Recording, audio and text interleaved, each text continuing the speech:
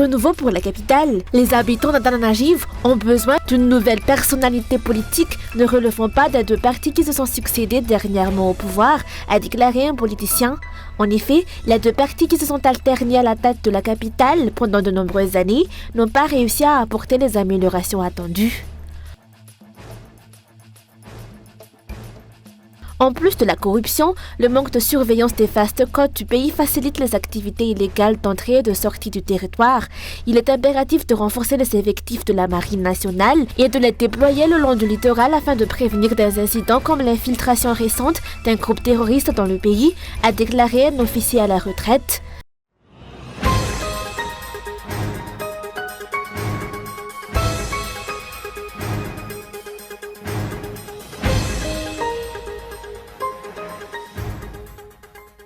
Les habitants d'Antananarivo ont besoin de nouvelles personnalités politiques ne relevant pas des deux partis qui se sont succédés dernièrement au pouvoir, a déclaré le politicien Laurent Ramarsan. Les élections communales à venir suscitent de grands espoirs de changement face aux nombreux problèmes auxquels la ville est confrontée. En effet, les deux partis qui se sont alternés à la tête de la capitale pendant de nombreuses années n'ont pas réussi à apporter les améliorations attendues selon les observateurs politiques. Les citoyens placent leurs espoirs dans le futur maire, espérant qu'il initie un vrai changement. Pour y parvenir, cette personne devra se distinguer par son intégrité et incarner un renouveau, loin des figures et pratiques habituelles. Depuis plus de 20 ans, les mêmes partis ou deux principalement se succèdent, sans apporter de changement. Si, il y a eu des changements mais négatifs. Allons-nous les reconduire une fois de plus? La décision nous appartient. Le candidat numéro 2 à la mairie d'Antananarivo, Taïna Razafnduil, se distingue par sa vision unique, a affirmé ce politicien.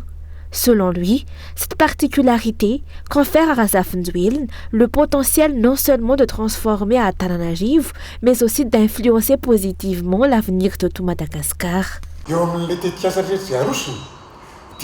Le programme qu'il propose met l'accent sur la création de nouveaux emplois pour les jeunes, un point qui nous interpelle, nous, parents, et qui nous fait penser, c'est exactement ce qu'il faut, ce que nous attendons depuis longtemps.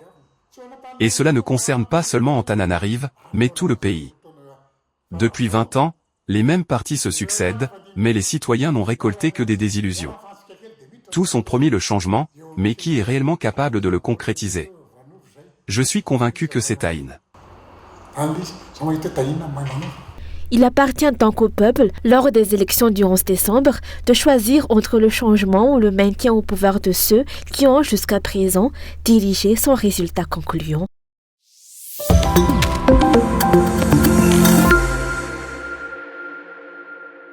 Outre la corruption endémique qui gangrène de nombreux secteurs à Madagascar, le manque de surveillance des vastes côtes du pays facilite les activités illégales d'entrée et de sortie sur le territoire. Le général Ferdinand Razakarmanan a insisté aujourd'hui sur l'urgence de renforcer les effectifs de la Marine nationale et de les déployer le long des côtes pour assurer une surveillance efficace et sécuriser le littoral.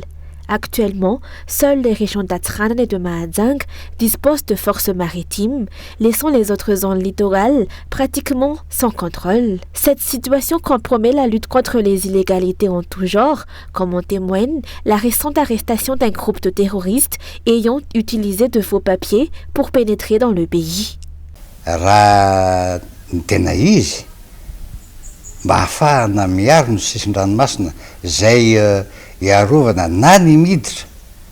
Pour assurer une protection efficace des frontières maritimes, notamment contre les trafics d'armes, l'immigration clandestine et le trafic de drogue, il serait essentiel que la marine malgache soit renforcée en effectifs.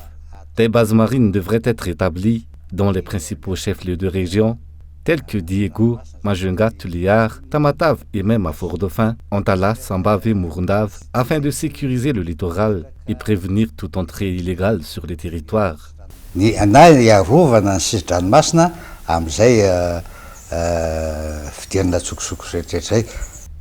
Sans renforcement de la sécurité, Madagascar pourrait être instrumentalisé pour servir de base arrière à des organisations criminelles. Le fait que des groupes criminels ou des ennemis potentiels considèrent Madagascar comme une base pour leurs activités, comme le rapporte Le Monde au sujet des djihadistes islamiques, témoignent d'une vulnérabilité préoccupante. Ils savent qu'ils peuvent facilement pénétrer dans le pays et préparer leurs actions pour attaquer des nations occidentales avec lesquelles ils sont en guerre. Ainsi, Madagascar est devenu non pas un lieu de transit, mais un point de préparation stratégique pour des conflits extérieurs.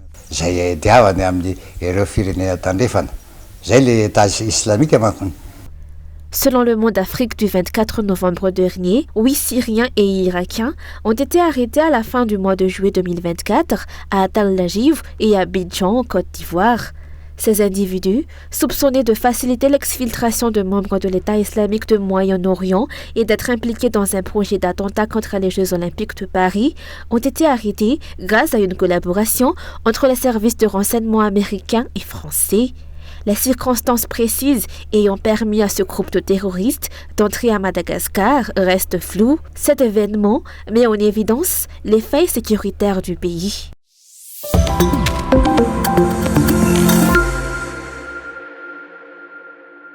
La deuxième journée de la semaine de la IMAJA, ou Association économique Madagascar-Japon, a été marquée par une session d'information dédiée aux opérateurs économiques malgaches sur les modalités de collaboration avec leurs homologues japonais.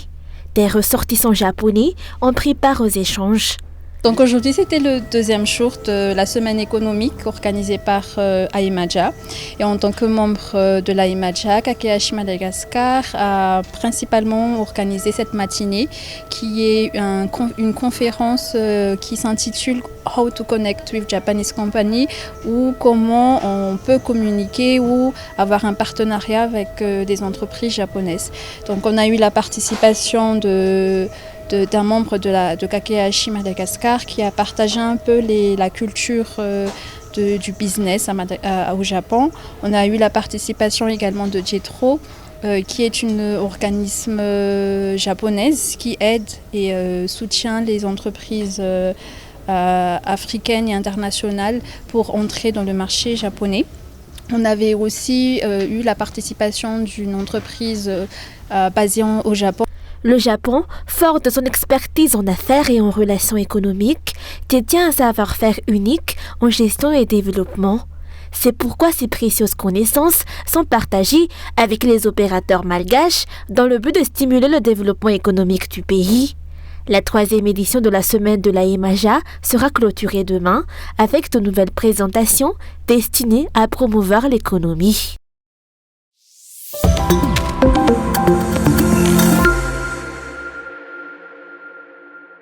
Un jeune père de famille de seulement 25 ans a trouvé la mort électrocuté par un poteau électrique à Peflou durant la pluie torrentielle vendredi dernier.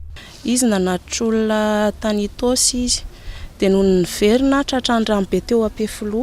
avait raccompagné une personne à Itos et en revenant, il s'est retrouvé face à une grande mare à Peflou.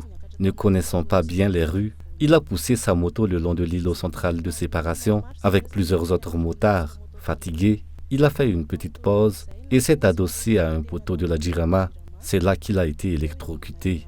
Des personnes sont intervenues pour l'aider, mais l'un d'entre eux a également été pris par le courant, malgré la proposition d'une femme qui voulait utiliser son linge pour le tirer. Personne n'a osé intervenir car il était électrifié et la pluie tombait. Finalement, des passants ont donné des coups de pied pour le détacher du poteau. Il était encore en vie et on lui a pratiqué un massage cardiaque. Un policier qui avait poussé sa moto devant lui a appelé le poste avancé. Il l'a conduit à l'hôpital HCRA, mais à son arrivée, il n'avait déjà plus de vie.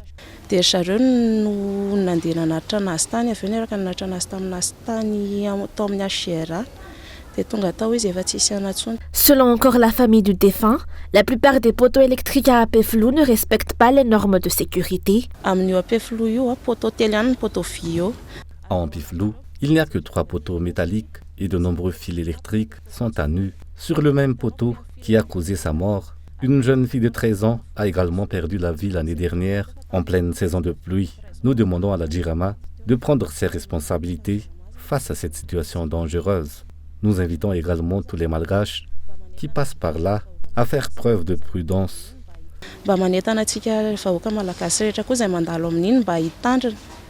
La famille de la victime envisage de porter l'affaire auprès du tribunal afin de saisir les responsables concernés pour éviter que de tels accidents ne se reproduisent.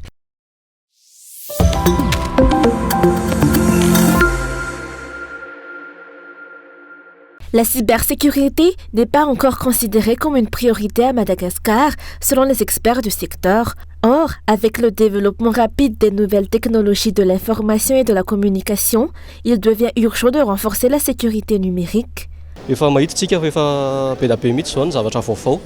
Nous constatons que les innovations récentes apportent à la fois des avantages et des risques. Les avancées technologiques peuvent être détournées à des fins malveillantes. Aujourd'hui, grâce à des outils comme l'intelligence artificielle, il est devenu plus facile de pirater des systèmes. À la lumière de cette conférence, il apparaît que la cybersécurité n'est pas encore suffisamment valorisée dans le pays. Les enjeux financiers liés au développement des NTIC sont considérables, ce qui rend la cybersécurité d'autant plus cruciale. Tous les acteurs, qu'il s'agisse d'entreprises privées ou de l'État, sont potentiellement exposés aux cybermenaces. À Madagascar, le secteur bancaire est particulièrement vulnérable. La cybercriminalité représente une menace numéro 2 pour Madagascar et, plus largement, pour l'Afrique. Elle occupe cette place parce que la digitalisation et l'informatisation sont encore en phase d'implantation. À Madagascar, c'est le secteur bancaire qui en souffre le plus, car il abrite les économies des citoyens et les investissements. D'après mon expérience, ce sont principalement les banques et les institutions de microfinance qui sont les cibles privilégiées de ces attaques. Une conférence débat sur la cybersécurité s'est tenue aujourd'hui à Analakil avec la participation d'experts du domaine. Cette rencontre a permis de dresser un état des lieux de la situation à Madagascar et de définir les mesures à prendre, tant pour les entreprises que pour les responsables chargés de prévenir et de gérer les cybermenaces.